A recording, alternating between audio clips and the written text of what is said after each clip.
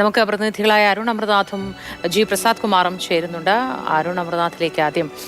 അരുൺ, ഭൗതികദേഹം എപ്പോഴത്തേക്കാണ് വീട്ടിലേക്ക് എത്തിക്കുക? ഏറ്റവും പുതിയതായി നൽകാൻ കഴിയുന്ന വിവരങ്ങൾ എന്തൊക്കെയാണ്?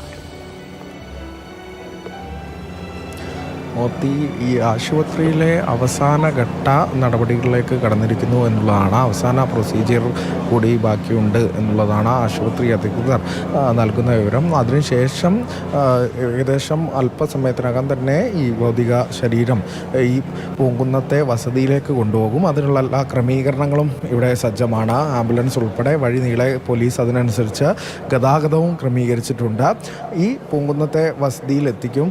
അവിടെ 2 മണിക്കൂറോളം പൊതുദർശനം ഉണ്ടാകും. അവിടെ നിന്നായിരിക്കും സംഗീത നാടക അക്കാദമിയിലേക്ക് വീണ്ടും പൊതുദർശനം എത്തിക്കുക. അവിടെ നിന്ന് തിരിച്ച് വീണ്ടും പൂങ്കുന്നത്തെ വസതിയിൽ. അങ്ങനെയാണ് ക്രമീകരണങ്ങൾ എന്തായാലും ഒരുക്കിയിട്ടുള്ളത് എന്നുള്ളതാണ്. ഇപ്പോൾ തന്നെ ഈ വിവരം അറിഞ്ഞൊക്കെ ആളുകൾ ഈ ആശുപത്രിയിലേക്കൊക്കെ തന്നെ എത്തുന്നുണ്ട്. അപ്പോൾ അത്തരത്തിൽ ഈ തിരക്കൊക്കെ ഉണ്ടാകാനുള്ള സാധ്യതയൊക്കെ കണക്കിലെടുത്തുകൊണ്ടുള്ളൊരു ക്രമീകരണത്തിലേക്കൊക്കെയാണ് പോലീസും അധികൃതരും എന്തായാലും കണക്കിൽ എടുത്തിട്ടുള്ളത് എന്നുള്ളത് തന്നെയാണ്. അല്പസമയത്തിനകം തന്നെ ഭൗതിക ശരീരം പി ജയചന്ദ്രയുടെ ശരീരം പുറത്തേക്ക് എത്തിക്കും എന്നുള്ളത് തന്നെയാണ്. നടപടികൾ പൂർത്തിയാക്കിക്കൊണ്ട് എന്നുള്ളതാണ് നമുക്ക് നൽകാൻ കഴിയുന്ന വിവരം.